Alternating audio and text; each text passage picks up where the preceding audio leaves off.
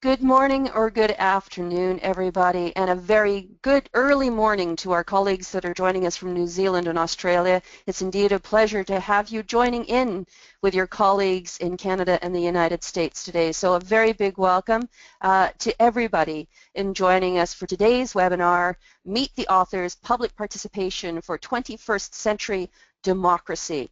Right off the get-go, I would like to thank both Tina and Matt on behalf of IAP2 USA and IAP2 Canada for joining us. It's really a real pleasure, and we're definitely looking forward to today's webinar. So thank you very much to both of you. But before we get going, I am just going to hand it over to Drew just to give a little bit of housekeeping items, and then we're going to get underway. So Drew, over to you. All right. This is a very interactive session, and so we encourage you to take part in this. There's a couple of ways you can do it. Well, actually, 3 ways you can do it. We've got some poll questions that we will be asking throughout this, so please take part in it that way. There's a couple of ways you can ask questions or make comments. You'll see a little hand icon on your screen there on the control panel. Just click that and we'll see a little hand go up on our screen, and that will indicate that you want to speak. And so at some point, Amelia will open your microphone and you'll get a chance to ask your question. The other way, if you don't feel like actually speaking it out, is to write it in the question box there. Type it in, and Amelia will see your question come up, but at some appropriate moment she will break in and ask the question for you, and then you can get your question or your comment put forward to Matt and Tina. This is being recorded for your future professional development use, and we usually have that sent out, the link to that sent out to you by the end of the day. So you'll have that along with any other collateral material that Matt and Tina have for us. So you'll have that opportunity too. And we just ask you to take part. Oh, one other thing. We'll control your microphone. So if you've got your microphone on mute, please take it off mute, and we'll control that. We keep everything on mute because there's always the chance of some kind of feedback going through from your computers via your computer microphone, your computer speakers, and that can be very distracting, very annoying actually. So we keep everybody on mute, but if you put your hand up, we'll take it off mute at that point. So with that, thank you very much. Amelia, we'll give it back to you.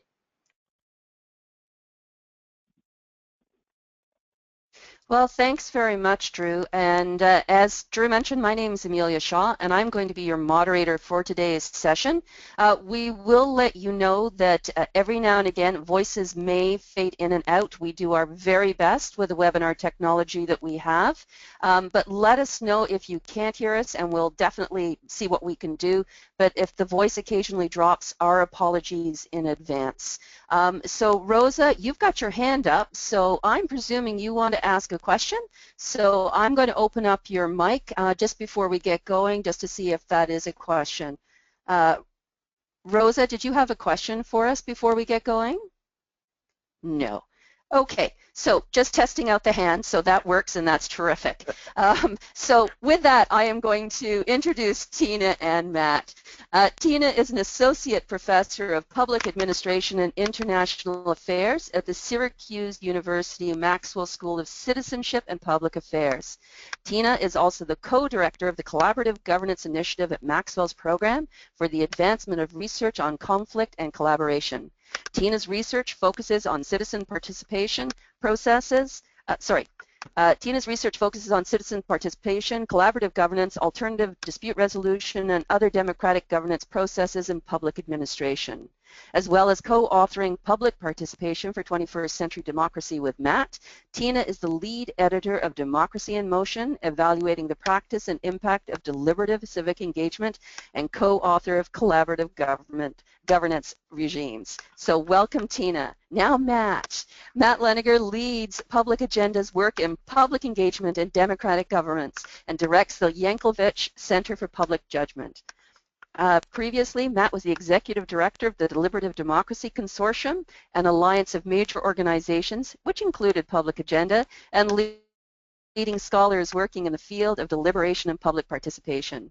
The DDC represents more than 50 foundations, nonprofit organizations, and universities collaborating to support research activities and advance democratic practice in North America and around the world. Now, over the last 20 years, Matt's been busy. Matt has worked with public participation and efforts in over 100 communities in 40 states and 4 Canadian provinces. Matt serves on the boards of edemocracy.org, IAP2 USA, the Democracy Imperative, and the Participatory Budgeting Project. Matt is also a senior associate for Everyday Democracy. Matt, I have no idea how you do all this, but I really thank both you and Tina for joining us. Now, before we get going, we actually have 2 poll questions. So, Drew, I'm going to ask you to put up those poll questions. So, the first question, in what sector do you do most of your participation work?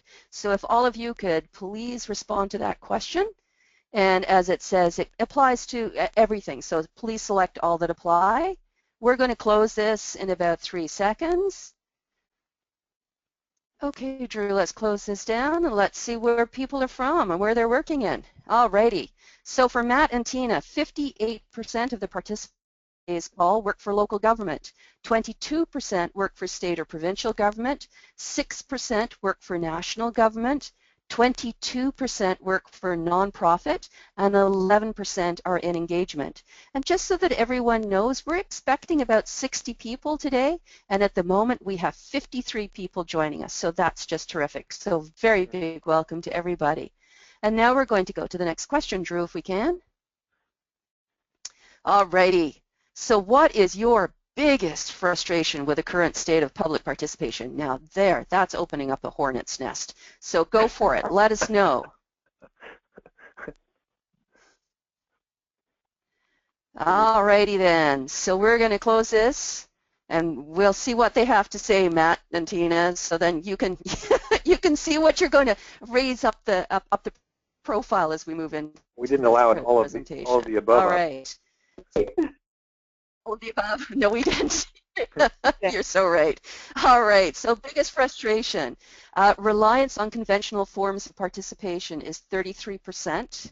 Challenges of recruitment is 7%.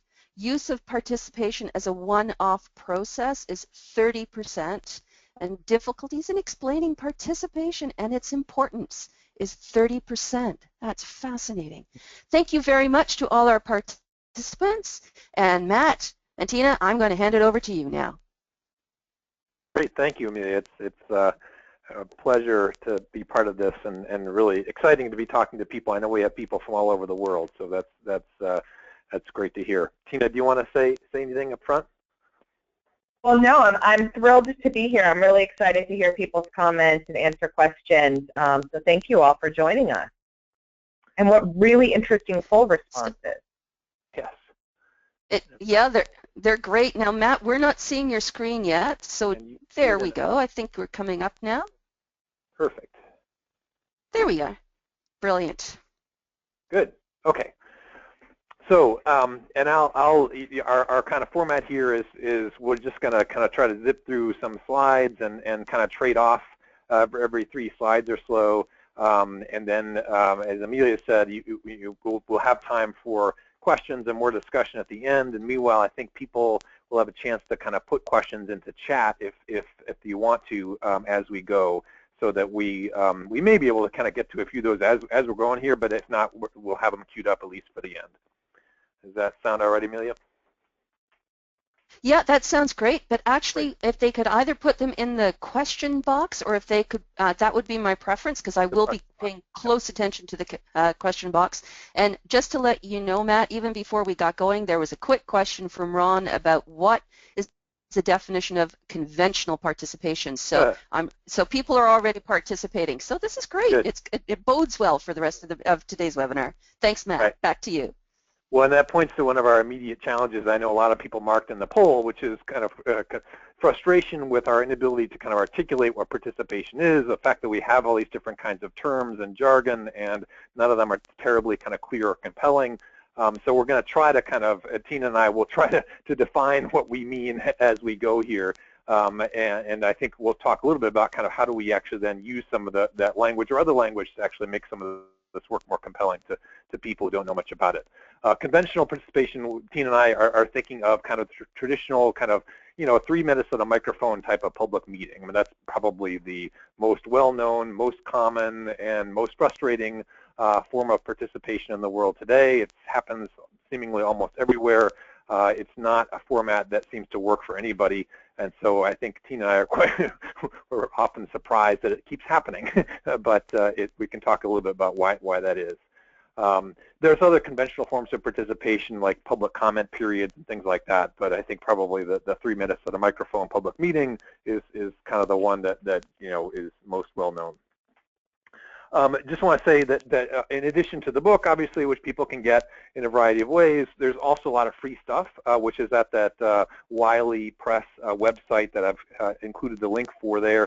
And one of the free things that's up there is a skills module, which talks about all the different kinds of things that we have come across, important skills that people need to have to do public participation, well, or at least need to know about. You don't necessarily have to have them all, but need to know about in order to organize really good public engagement. The other thing is that I want to kind of say off the bat is just that one thing that inspired Tina and I to kind of write this thing is that we felt like a lot of us in this field are kind of in the same boat. We're kind of up against the same kinds of challenges. We've proved some of the same kinds of things, which is that public participation can be incredibly powerful, can help people address all kinds of public problems. And so we spent the first, couple chapters in the book kind of explaining why and giving some of the different kinds of evidence that shows that participation works, but that we're all also up against this kind of fairly common challenge in that most of these participation efforts are kind of one-off, temporary kinds of things, and that what we're lacking in most places is the kind of infrastructure that we need in order to sustain participation, so that we're not continually trying to kind of convene people over and over on the issue or crisis of the moment, but we've got people who are assembled in various ways that are good for them, interesting for them, good for government, good for different kinds of organizations, and that is what we mean by participation infrastructure. And to support that kind of infrastructure, that regular, sustained kind of engagement, there are, or could be, various kinds of laws, processes, institutions, groups, associations, and that all of this kind of, the scaffolding, what it's helping to support is regular opportunities where people get together, they connect with each other, solve problems, make decisions, and they're part of and they feel like they're part of a community.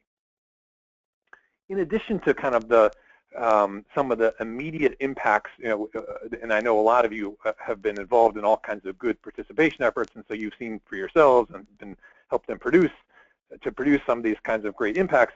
But in addition to those kinds of immediate kind of public problem sort of impacts, there is also a really interesting body of evidence coming mainly from the global south, particularly from Brazil, where different kinds of engagement have been entrenched for a longer period of time in a kind of sustained way, and that evidence seems to suggest that in addition to participation being good for people in terms of helping them solve problems or make decisions, that in fact when you have large numbers of people involved on a day-to-day basis on various kinds of things in their community, that in fact has other kinds of impacts as well. These kinds of social capital sorts of impacts in terms of lowering corruption, increasing health, increasing redistribution of wealth, tax compliance, all these different kinds of things, economic vitality. And so that body of research is very interesting and tantalizing for a lot of us in other places as well. And part of the question we have is how do we both produce some of these kinds of effects over time, but also measure how we're doing. Tina, do you want to take over? Not that this is a fun thing to talk about, but do you want to take over with this next slide? I actually love talking about this. So, one of the things we know from research is that to get all of those benefits from using public participation, we can't continue to use the conventional processes that we have been using. And a lot of people in our field have tried to circumvent those processes, offer new different ways of thinking about participation. But still, the fact of the matter is, around the world, conventional participation, this 3 minutes at a microphone, is our #1 form of public participation. And you can see in some of these pictures just the challenges that come up with that. Agendas are officials are bored, people are angry or bored, or they just don't show up. And we know that this 3 minutes at a microphone creates lots of challenges and reinforces the status quo. This kind of default structure has an agenda that's preset by the officials. There's no discussion outside of the agenda. In fact, in the United States, because of sunshine laws and Sunshine Act, in the state of Arizona, for example, an official who responds to a comment about an issue that is not on the agenda could be arrested for violation of the Sunshine Law. These processes are oriented to getting comments on the record, but there's very little evidence that these comments that the public gives are used effectively. The processes aren't easy to disrupt, and we're increasingly seeing disruptive practices coming from all corners of the political spectrum. And one of the bigger challenges of this is that the layout reinforces all sorts of power and other disparities. You have the officials sitting in the front of the room, often on a dais that's raised with name plaques, and the audience set out in rows where they have to stand in line or sign up to speak at a microphone. So this 3 minutes at a microphone isn't helping us to solve the kinds of public problems that we need to solve. It's not an effective way for participation. So Matt and I have tried to figure out how we could improve our public participation infrastructure, and we have identified 5 basic steps that we could be taking to strengthen the opportunities and arenas and settings that people have to come together, solve problems, and be part of a community. And those 5 ways that we've identified to improve participation infrastructure are, first, to give good process. Right, to treat people like adults, to treat citizens like adults, not to have this parent-child or paternalistic dynamic that we have. For the field and for our officials to understand thick and thin participation, and particularly ways to combine them, to empower and activate the participation leaders and networks that are already out there in the world, to activate several building blocks of participation, and then to provide systemic support for those building blocks. And we'll go through the first 2 rather quickly and then spend a little more time on the final 3. So the first one that probably everybody on this webinar understands is that we need to give good process. We need to treat citizens like adults, give them the respect, recognition, and responsibility they deserve. And we do this through a number of ways that we already know. We give them information so that they can participate in an effective and informed way about the issues. We also give them choices. We give them a chance to tell their stories, a sense of political legitimacy, that their voice will actually count, that the input that they're providing will be used to help make decisions. We provide people with opportunities to take action. People don't just want to come and talk. Often they want to participate in the solving of problems. So we need to provide different ways that citizens can take action. And then finally, we need to create participation experiences that are enjoyable, that are easy, that are convenient. And certainly our conventional participation processes, whether that's the traditional public meeting with 3 minutes at a microphone or advisory committees, don't provide enjoyable, easy, convenient experiences for people to participate. So that's the first thing we need to do. A second thing we need to do is understand thick and thin participation. So Tina. Yes.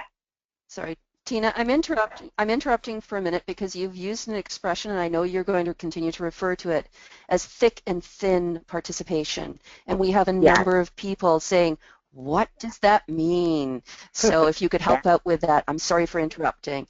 Oh, not at all. I'm happy to answer those questions, and they actually come up next, thick and thin participation. And Matt, do you want to explain thick participation? Well, I guess, and this is just one way of kind of thinking about these things, but it seems to be a kind of a helpful framework for us. But basically, thick participation is about the small group. It's about empowering the small group. It's about bringing people together, and you see some pictures here of people, you know, in these kinds of thick participation type settings where you're giving them a lot of information, you're giving them a chance to kind of look at different options or different arguments or different analyses of a problem. You're giving them a chance to decide for themselves. Often you've got kind of facilitation of various kinds in these settings. You're maybe using other kinds of... So the slide, I'm sorry to interrupt, but maybe advance the slide. Yeah. Oh, okay. Yes, I think I just lost, sorry, the slide was on, but I was on the wrong, I was not connected for a second there, but now I am. So now you're seeing the one that says thick participation at the top? Mm-hmm. Yeah. Okay, great, awesome.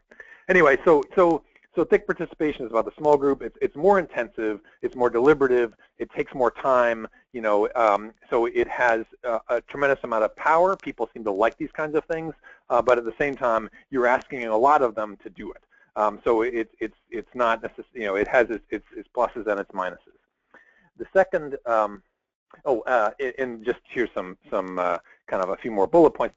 So, a key thing about thick participation and its success is, can you kind of actually produce a critical mass of people? And in particular, can you turn out a kind of a large number of people who are diverse in a variety of ways? And they're not all on the same kind of side of the issue. They're not from the same kind of part of town. They're not necessarily easy to dismiss in those senses. So in examples of kind of thick participation that's done well, you see the kind of proactive network-based recruitment to produce that kind of critical mass. And then I think that we've covered already some of the other bullets here. We're talking about small groups, we're talking about information and rich ways, and decision-making where the group has some autonomy. Thin participation is more about empowering the individual. And by the way, we've got some American examples here, but I think both thick and thin participation are kind of evident all over the world. And all over the world also, they're rarely combined, which is an interesting challenge. And we'll talk more about that in a second. But thin participation, what we're saying here are things that don't take as much time. They're relatively easy and fast for people to do. They are not necessarily online. In fact, we've had thin participation examples like surveys forever and ever. But of course, with the internet, we've got just a huge proliferation of all kinds of thin opportunities for people to kind of affiliate themselves with a cause, or donate a little bit of money, or rank ideas, or give comments, or identify potholes and tell the Public Works Department where they are. All of a sudden, we have a whole lot more thin participation opportunities than we ever did before. The trick is that Matt. Yes, go ahead. Matt. Yeah. Sorry. Oh, there we go. It just flipped. Okay, thank you. Yeah, I think. All right. So Matt, it's Amelia again for just a minute. I will let you know that part of the issue is when there's lots of pictures on a slide, it sometimes takes a little while to pop up.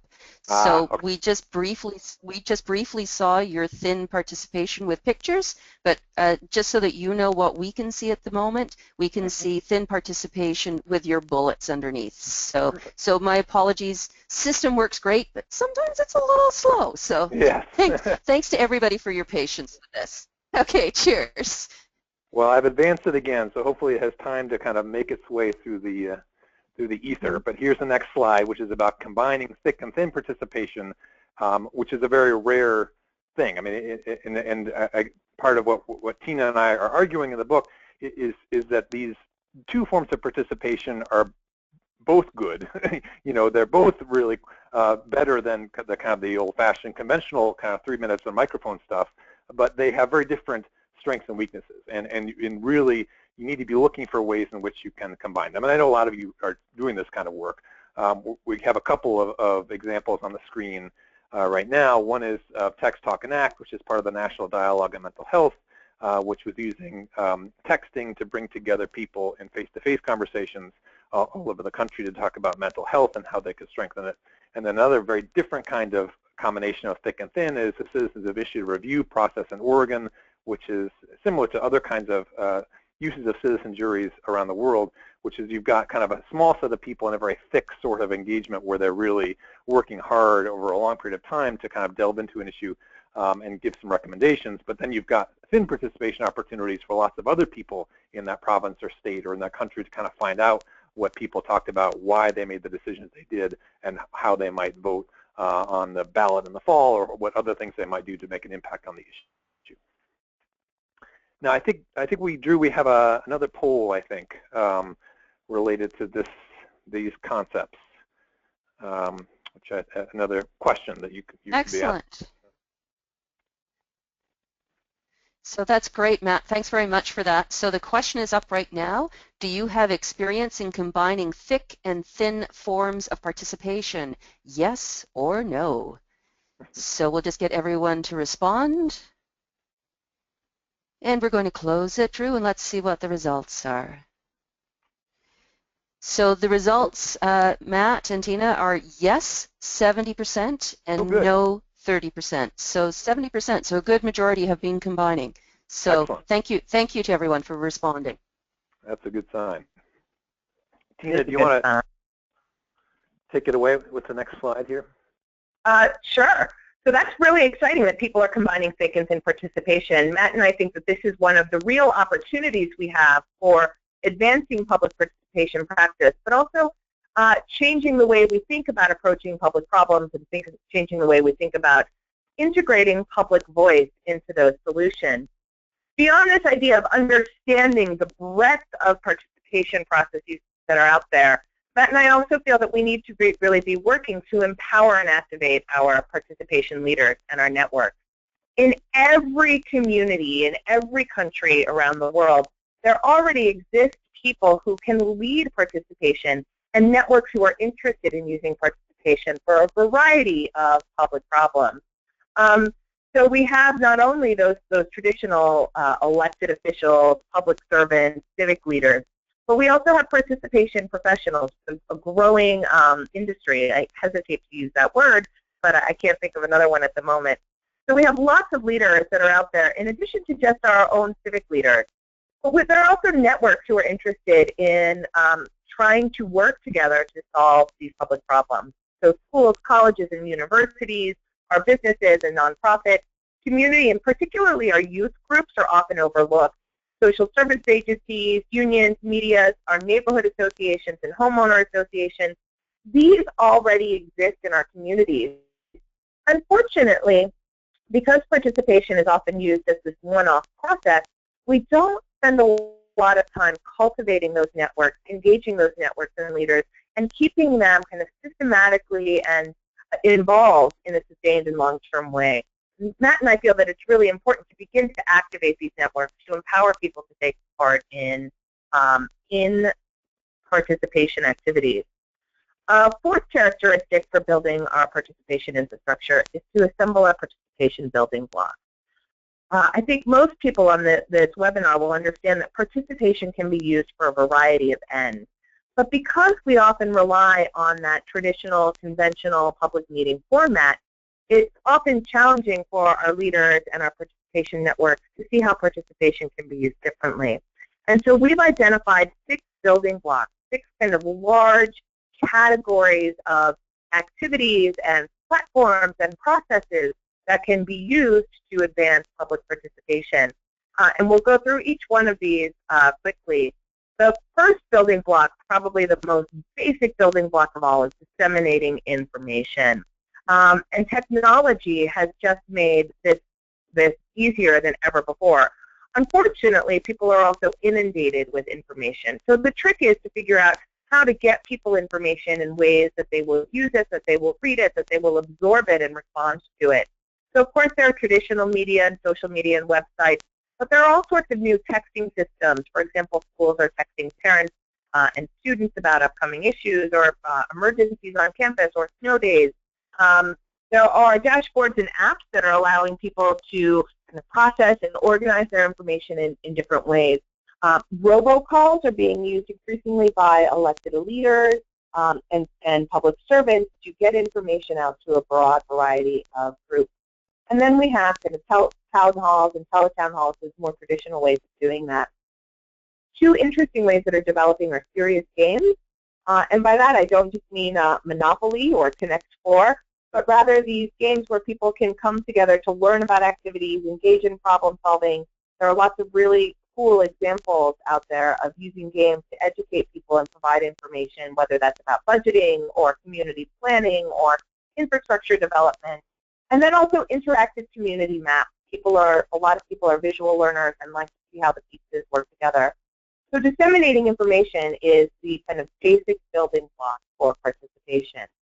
And just as it's important to push information out to the public, it's also important to pull information in from the public to gather input and data from people. Citizens can also provide really important information. And we can collect that through a lot of thin activities, such as surveys, polls, interviews, crowdsourcing and competition. There are all sorts of apps out there like See, Click, Fix or Fix My Street that allow people to identify problems. We're seeing a boom in the development of e-petitions and wiki-based websites where people can collaborate to solve problems. In health and education, we're seeing impact assessments and rating systems. One of the neatest developments, I think, is around geotechnologies, and that's the use of GPS technologies to help map problems. So an example of that is in Louisville, Kentucky, where there are huge problems with asthma and chronic obstructive pulmonary disorder, or COPD.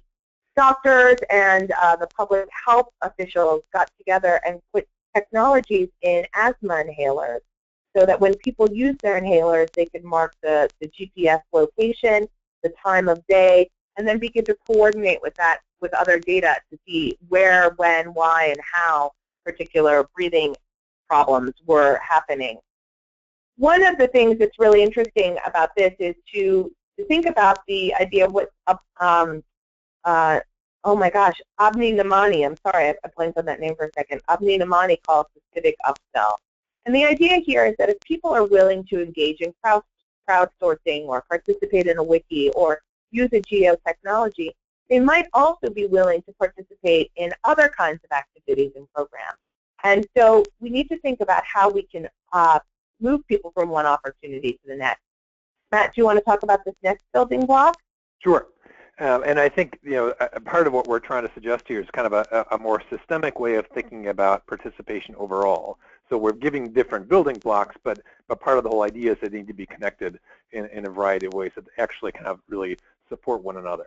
And so, another pretty basic one, but one that often isn't, I think doesn't get adequate, attention from those of us who do participation work, is just the whole notion of kind of giving people or supporting arenas where people actually discuss and connect. And so some of the most interesting kind of forms of participation that I've seen recently are ones that are incredibly social. The places where you've got people meeting, sometimes even weekly, to talk about some kind of issue. And in fact, the talking about the issue may be only 10% of what they're doing. That 90% of what they're doing, during these settings is actually just kind of hanging out, having fun, eating, drinking, all those kinds of things, and that the participation is kind of overlaid on these connections, which are much more social than anything else. I've been inspired by this place in West Virginia called Buchanan, a little tiny town, where they started doing something like this close to 10, 15 years ago, and it's the kind of a regular weekly lunch where people get together and talk about issues that in their community, and it's been kind of a driving force behind a wide variety of improvements made in their town, in addition to being just a good kind of, way of kind of helping to strengthen the social fabric of the town. There's similar kinds of things like that you can see in other kinds of very different kinds of places. There's a similar process in Los Angeles that's been going on for a number of years, and I would argue that a lot of what's happened in Brazil and in India over the last 10 to 20 years is also a result of kind of people using these kind of social occasions where people are just connecting and having fun and kind of introducing some participation elements into these other kinds of settings.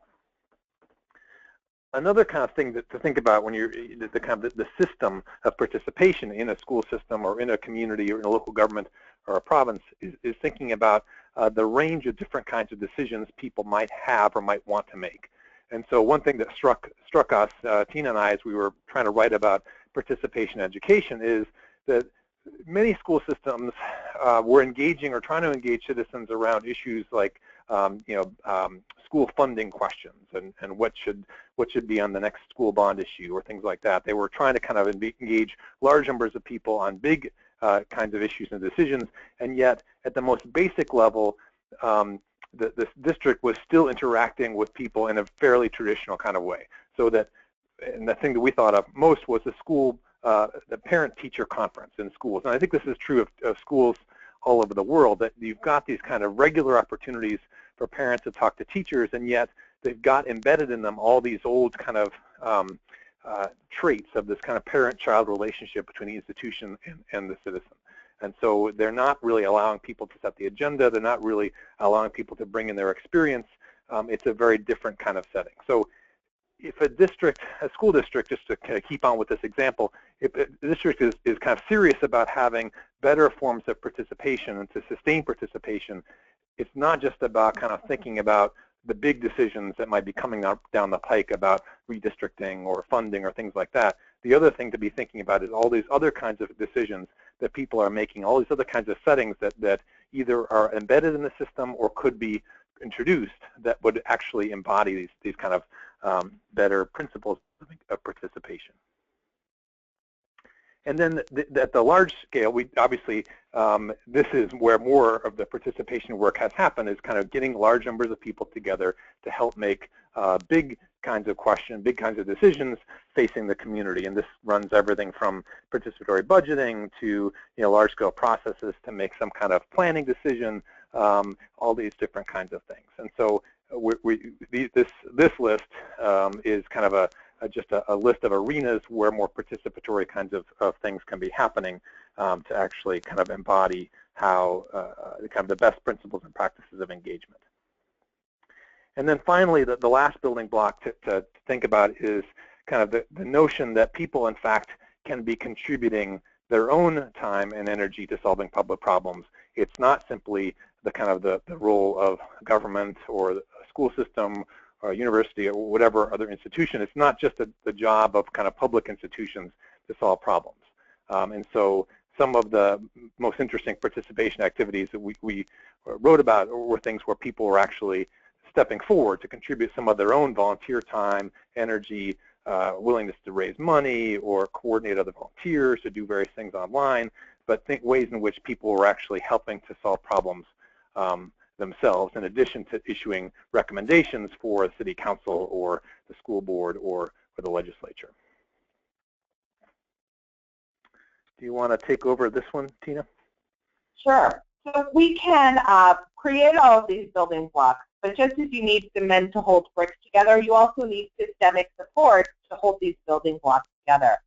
And that means that our participation leaders have to be incentivized to lead participation efforts. We need to create things like reward systems, maybe some performance systems for them. They also need training and skill development. As we talk to civil servants all around the country, around the world, one of the challenges they identify is that they would like to do participation in a different, more productive way, but don't necessarily know how to do that. So one of the things Matt and I developed that's available free online is the skills module that identifies a variety of skills that people need and identifies places where people can go to learn those skills. We need financial and other resources, and this is often an obstacle for many people. They say, oh, well, we're living in a time of austerity. How can we begin to increase the budgets we have for participation? And our response to that would be, the fact of the matter is we already spend tremendous amounts of resources, financial, human, technological, on public participation. But the participation processes we use aren't as effective as they could be. So we're not asking that lots of new money be devoted to any of these activities, but that we redirect some of the money we're already devoting to participation in more productive ways. We need to change our policies and procedures. This is both internal to organizations, so that we're encouraging participation. In the United States, we see a lot of rules and regulations in our government agencies that limit the kinds of participation that can be used and constrain public servants' ability to use participation effectively. So those internal rules and procedures need to be changed, as do our broader laws around participation. And then finally, we need more evaluation. We need to be do more research to understand which particular processes work where, when, why, and how. And we need to benchmark participation and look at things like who's participating, how diverse is that community, how satisfied are people with processes. So those are the types of systematic support that would hold those building blocks together. There are some other ways that we can connect the building blocks for participation. There are some universal pieces that really work well in all participation infrastructures. One of the largest areas of participation, or quickly growing areas, are hyperlocal and local online networks. This is where people can come together for support on a whole range of things, from education to health to planning to particular neighborhood issues that are happening. So these hyperlocal and local online networks are very important. We need physical hubs for participation, places where community can gather, whether that's in the large scale or smaller scale. The good news is that we already have these in our communities. They're just not always set up for participation. Youth councils, we often overlook youth, and we need to understand that our youth are not just leaders of tomorrow, but they can be leaders for today. So thinking about youth councils, ways to engage young people in decision-making and public participation are really important. And then finally, something that we are seeing in a few communities, but not many, and we think there's tremendous opportunity here, are the creation of participation commissions or advisory boards, where we pull together a diverse set of our community members who advise on participation and the use of particular participation tactics, that think about design, implementation, evaluating, and also on how we can begin to connect all of our opportunities for participation in a way that can really help build a strong, sustainable participation infrastructure. There are 3 additional supports that we think could help buttress participation and help people develop those skills. One are local participation ordinances. Most long-term, most laws governing participation are over 30 years old, at least in the United States. And these laws really constrain, again, what people can and cannot do with participation. In the United States, there was a working group on legal frameworks for participation that has created a model local ordinance that is now being adopted in some communities around our country. A second kind of additional support that could be used are citizen academies and participation training programs. We have lots of citizen academies around the world, and often these are geared at informing citizens about how government works, what the Parks and Recreation Department does, what the Planning and Zoning Commission does. But we can also use these programs to inform citizens about participation, use it as a place where they can cultivate skills for participation and actually put those skills into practice, where they can identify issues that would be good for communication or for participation. And then a final systemic support that could be used are public participation dashboards. And these could be ways where we could begin to aggregate data on turnout, demographics, participation satisfaction, and other measures of quality for our participation efforts. And Matt, I'll let you take over the last one. So before Matt takes over, Tina, I just want to let people know that we're getting all of your questions, and I thank you very much for that. We've made a decision to hold the questions until the end, so please don't panic if I haven't asked your question yet. It's coming. So I just wanted to let people know. So thank you, Matt and Tina. Great. And I think we're almost at the end here, but just to try to sum up, I mean, I think that in many places, there are many different building blocks in place. There's various kinds of things, or maybe there's a particularly good youth council, or maybe there's some really good examples of good participation on a particular type of decision, or some other kind of building block that might already be there. What we're seeing, though, is that in most cases, first of all, that there are many gaps. But second of all, that the things that are working well, that are there, are not connected to one another. So part of what we're trying to kind of urge here is this kind of more systemic approach where people might be taking stock of the things that are working well and not so well in their communities as far as participation, not just under the kind of the banner of, hey, let's get people involved in this particular decision or big problem, but kind of let's think about participation overall and how it's functioning and how it's going to allow us to address all kinds of things. So in order to do that, I think that kind of conversation needs to be a cross-sector conversation. It can't just be government alone. It can't just be, philanthropies or foundations. It can't just be universities. It's got to be a number of different sectors saying, hey, we have some stake in this together. Let's think about how our infrastructure looks and how we might improve it.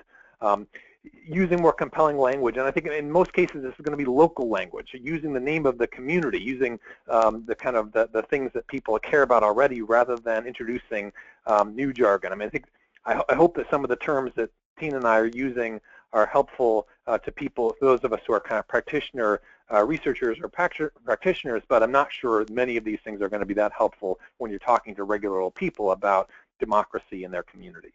It's important, I think, also that we realize and that we make clear that this is not simply a kind of a progressive vision or a conservative vision, that in fact all different kinds of people of different kind of, political leanings can find something that they are interested in when it comes to participation.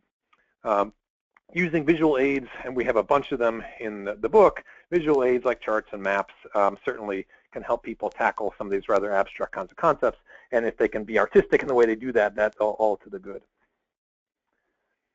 So I think, sorry, I'm just trying to advance the slide here. Yes, okay, so that's, and I put up again here the links for people who want to find the resources, the free resources on the Wiley site. But I think that brings us to the end of our slides, and now, Amelia, if you want to kind of let us have it with some of the questions that have piled up. Thanks so much, guys. There's just so much included in your 45 minutes already. I'm a little overwhelmed, and but we do have some questions, and I'm really going to encourage other people to send me questions, and we'll get to those. I'm also going to encourage people to raise their hands because, hey, sometimes it's nice to hear another voice on the line as well. But let me get started. From Barbara, there's actually it's sort of a double-barreled one. Her first question was training and skills for who? And then she came back with a little bit of an answer about, from a systems perspective, thinking about training, the importance of training elected members of council is critical. So who do you think needs to be, provided with the skills and the training, and what do you think is the role of the elected officials in being trained? That's a great question, and it's a great point, and I guess my answer would be everybody. I mean, let's think about how we can train our public officials to understand what participation is, the variety of forms and processes and activities that are out there, how to do participation better. And when I talk about public officials, it's not just our elected officials. I also think that our public servants need to be trained. Most of the interaction, most of the participation that happens through our administrative agencies. That's where a lot of decision making occurs. And so we need to train those, our civil servants, our public servants, our elected officials. But we also need to train our citizens. And so the citizen academies are great ways where people can begin to learn the skills of dialogue, deliberation, facilitation, begin to learn the basics of conflict resolution and how to identify differences between positions and interests, how to engage more effectively, more constructively, more productively with each other, particularly across areas of difference. And I think this is an area where it's really important to think about what people are being trained in. I mean, there's a lot of communities around the world that have citizen academies, other kinds of training programs, but when you look more carefully at what people are learning in those settings, a lot of it's basically about kind of, here's what government does, here's how we do things. And the subtext of a lot of them seems to be kind of, and this is why you should get out of the way and let us do our work. And so I think that's training in kind of Republican skills, and where you're voting for people who are going to do all the work for you, hopefully. And I think part of what we're urging is kind of training in democratic skills as well, where people get some of those lessons and practices in terms of how to facilitate, how to recruit, how to organize, all those kinds of things. And in fact, another more specific thing is some of the most interesting forms of training are ones where you've got public employees, public servants actually being trained along with citizens at the same time. So that you've got people who are learning the same things and also kind of making connections as they do it. Thanks, Matt. And Tina, I will let you know, apparently we missed some of your answer, but I think Matt filled in as well about the importance there. So my apologies if the call got dropped for a bit. We are doing our best. But I just want to answer one question because I keep getting it. Yes, the PowerPoint should be available along with the webinar after. So within the next 24 to 48 hours, you should be able to get that as well. I think people are wanting to grasp your words, Tina and Matt, so I just wanted to let them know that we will do our best to get that to them. Another question. And just if people want slides, among those resources on the Wiley site, there's about 10 different slide decks. So there's more slides than you can use in a lifetime if you really want more slides. Right, and they're all free and available, and there are slides for each chapter of the book. Right. You see, this is wonderful. Thank you very much, and we'll make sure that we remind everybody when we send all of the information out to them about that as well. So another question from Ann Carroll this time. So I know you know Ann, Matt. What have you or other participants found as successful methods to introduce these concepts and principles to electeds and senior staff and bring them on board with some openness and interest? So what have been your experiences? Hi, Ann. Thanks. And so I think it sounds like the crux of the question is for elected officials in particular. I'll operate on that assumption. You can correct me if I'm wrong. And I think there, one of the keys is getting them together in settings where it's just them. I've seen lots of really great conversations at conferences of elected officials in different countries where they've come together and kind of comparing notes about their experiences, and in many cases, part of what they're doing is venting about all their frustrations with residents, but they're having, a candid conversation about participation that isn't just, they're not just kind of paying lip service to it, they're really delving into it, asking hard questions about why they want to do some of this kind of stuff. And so that kind of candid conversation among peers, away from reporters, away from their own constituents, it seems like a really critical piece. And I think from there, when people are in communities, having opportunities to actually not just talk about this kind of stuff or learn why, the research suggests it's valuable, but actually to try it out, So, and I know a lot of you do this kind of work, but where you're actually kind of involving people in some kind of productive participation exercise, whether it's something online or something face-to-face, where they're actually kind of getting a chance to see how it works, and the fact that it is actually different from kind of the conventional forms of participation that they're used to and that they're, understandably rather scared of. So thanks very much for that, Matt. I'm going to give you a shout out if I can, and this is from Dawn, and she said, I've already read the book and have read about, well, I've got the book and I've read about half of it, and I have to thank you for writing in clear, concise language instead of academic speak. It's much appreciated. Right. So there you go. So just wanted to give you that shout out before we head to another question. And this is from Violetta. The combination of thick and thin participation usually requires additional financial resources than what's currently allocated. So I'm wondering if you could give examples of what you mean by no additional financial resources are needed. Yeah, that might have been a bit of an overstatement. And I think you said it, so you better defend it. Well, in not all cases will require the expenditure of additional resources. How about that? Sometimes, absolutely, we need more money than to do the kinds of processes that we want to do.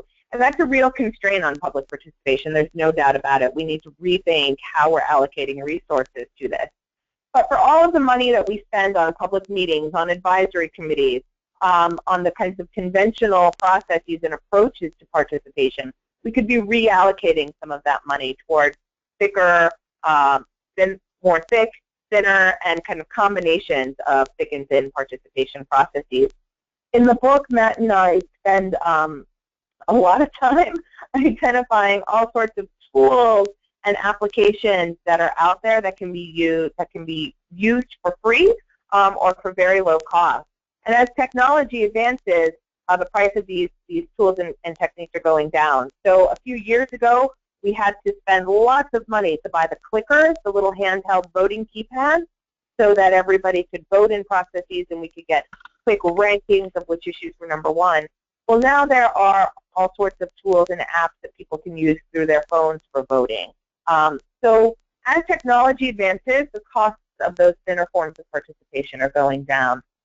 Again, certainly in some cases, more resources need to be expended, but in other cases, it's simply thinking about how we can reallocate the resources that we use.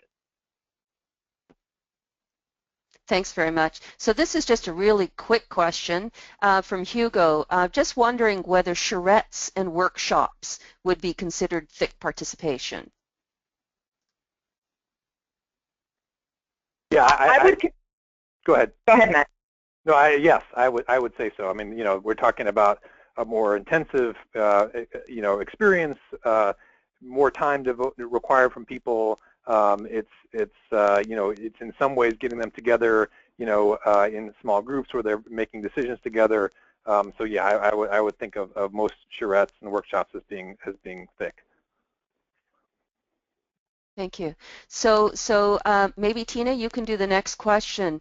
It's from Stephanie, and we've talked a lot about principles in today's presentation, and she's wondering how do you address these principles when you're often a one-time consultant coming in support of local staff. So, and we have quite a number of private sector consultants on today, about 30%. So that's kind of the question. How do you do it when you're a consultant coming in? Well, I think that, I mean, my hope, or our hope is I think, or one of our hopes is that for practitioners, I think that this that what we're trying to do here is opening up a new strand of work. Because I know, having been there myself, that in most situations as a practitioner, you're being brought into a situation where someone has a clear, often extremely urgent need. There's conflict. There's it's about a particular decision or a plan or something that's happening, and so yes, this is a very different kind of way of thinking, because it's talking about kind of the long-term future and the infrastructure, not just kind of immediate needs. Now, I mean, there are immediate needs, and there will continue to be immediate needs. In fact, Tina and I, this is one of the discussions we had in the course of the book. We actually have a whole chapter which is basically devoted to how do you pick a particular type of process or approach or combination of things that will fit a particular set of goals. And so, yeah, that's certainly going to continue. But I think that the argument you'd be making as a practitioner in terms of talking about infrastructure is more of an economy of scale argument. Look, we've approached this in a very inefficient way. We wait to do participation until it's very difficult to do, until people are really mad. We do it in this kind of temporary one-off kind of thing. Why don't we kind of engage in some kind of more kind of far-seeing, far-thinking kind of planning process where we think about how we can avoid that kind of situation, how we can kind of beef up the ways in which people might be engaged or encouraged to engage with each other and with government, with other institutions, kind of on an ongoing basis, with the hope that that will then make all these future crises and big decisions and planning processes easier to do. So I think that Great. Thanks, Matt. And Tina. Sorry. Go ahead, yeah, I'm going to interrupt just because we've got about 5 more questions, and we've got about 5-6 more minutes. So we can certainly go over the noon time, but I do want to try and bring all of these questions in. Yeah. I think this is a really interesting question from Joseph, because you've talked about needing to engage people many different times in many different ways. And his question is it important that the participation be meaningful? Fascinating question. Yeah. I think it's, yes, yes, absolutely. And I think meaningful can mean many different things. I think one of the strongest criteria of meaning is whether people feel that their participation will actually influence what is being done. And through thin participation opportunities, if they're ranking ideas or they're crowdfunding or they're engaging in a competition to solve a problem, that has real meaning, as do the thicker forms of participation where people are providing input. I think one of the challenges of participation in recruitment, people don't want to participate if they feel that their voice won't matter, if they feel that their ideas won't be heard, if they feel that it's inconsequential. So, yes, meaningfulness matters. Excellent. Thanks very much, Tina. So for Mike, much or most of our approaches in public participation today are aimed at a particular demographic, in brackets, white, educated, middle or plus income. How can we begin to encourage resource allocation to build an equitable, not necessarily equal, dedication of community building? Well, I guess I wouldn't necessarily agree with the first statement there. I mean, I think a lot of us are engaged in lots of work which is trying to bring to the table people who have not been engaged in the past. So a lot of us are really working on that, and a lot of us have been very successful at it. I mean, but the trick is, I think that it takes a lot of work. I mean, partly what we're faced with is communities where the kind of social and political networks aren't that well connected. And so in order to kind of bring in people who have not been participating in the past or who are kind of feeling like they're kind of, or have in fact been marginalized in a variety of ways, you got to kind of reknit that network. You've got to kind of make connections with people who can then help you recruit other people from within those communities, within those networks. And that's, as we all know, it's very time-consuming, it's trust-building kinds of work, and this is one of the great inefficiencies of kind of temporary one-off participation, because you can do all that work and get all these different kinds of people to the table, and it might be a terrific, wonderful experience, and they might feel like it was meaningful and that it had an impact, but then it's over, even when you've done all that and it's been a wild success. And so thinking about those networks, thinking about this as a long-term question, and part of that also, again, I think, is coming up with participation opportunities that have more different incentives for people, partly because they're social. So that people are going to be participating not just because they want to be heard on some policy question, but they're also participating because they get a chance to see their friends, or there's childcare provided. Thank you very much for that. Sorry. Or the presenter stops talking. That's okay, Matt. No, it's all good. I'm sorry. I just want to jump in on that, and I think that besides the recruitment issue, we also need to think about how people interact with certain forms of participation, privilege certain forms of communication. And so the more that we can provide different ways that people can communicate with each other and interact, the more likely we are to get diverse groups of people involved. Here. Thanks, Tina. So I have about, even more questions have come in. So for those of you that have to leave us, thank you very much for joining us. We're going to keep going for probably about another 10 minutes, Matt and Tina, as long as that's okay with you, just to see if we can get the rest of these questions answered. We will be taping everything, so you just have to skip to the back of the webinar if you miss things. But I want to thank you very much for joining us. And for those of you that do have to leave, just a reminder, we won't be having a webinar in September because we're going to Portland. And we certainly hope to be able to feed back to you after the Portland experience as well. But we're going to keep going with the questions now. And this one is from Rosa. Does the book provide recommendations for reaching people in rural and remote communities? I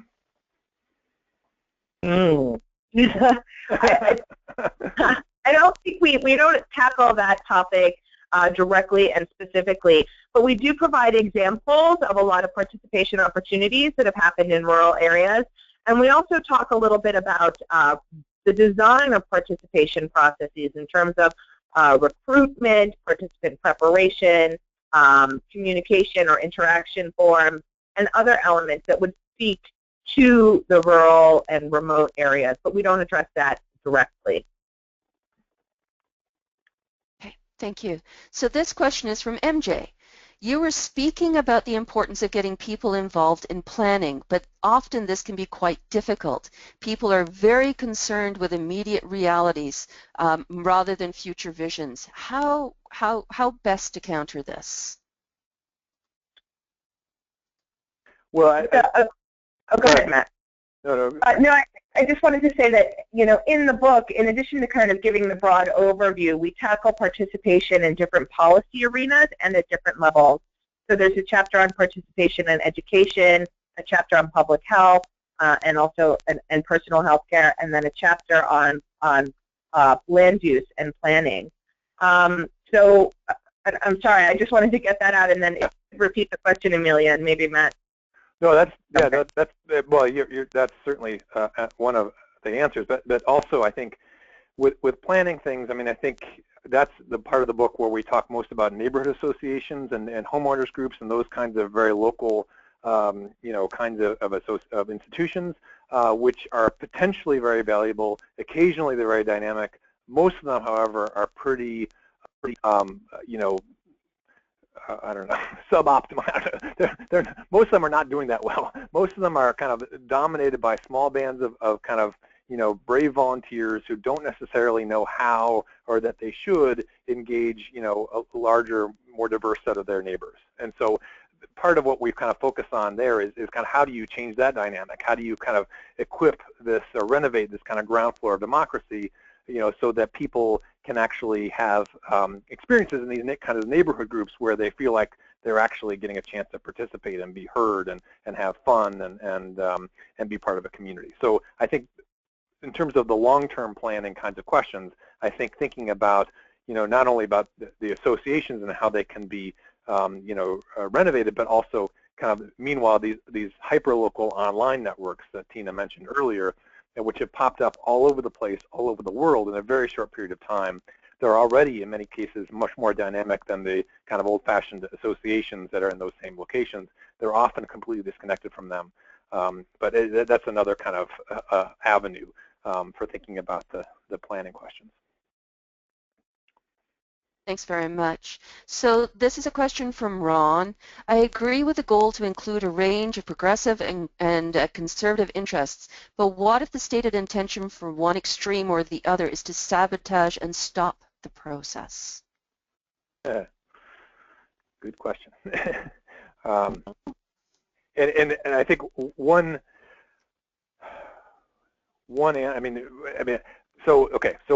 of answering this is to say that yes, Tina and I feel like participation itself is not necessarily a partisan, or certainly not a partisan, or even necessarily an ideological kind of cause. It has a different kind of logic to it. On the other hand, when people are explicitly trying to stop a process, I think it's perfectly fine that you advocate for the process, advocate for what you're trying to do, and try to make that as plain and as compelling as you can. And that it's not your partisan, bias here. It's simply kind of a need to kind of give people a meaningful chance to be heard. The other part is that the kind of conventional forms of participation, one of their huge weaknesses is that they're much easier to hijack than any other form. And so this is part of the pitch, obviously, you can be making to public officials or other people you're trying to talk to about good participation, is that the ways that they're used to doing participation are in fact much more likely to be dominated or taken over by one particularly vocal or well-organized group. So using kind of all the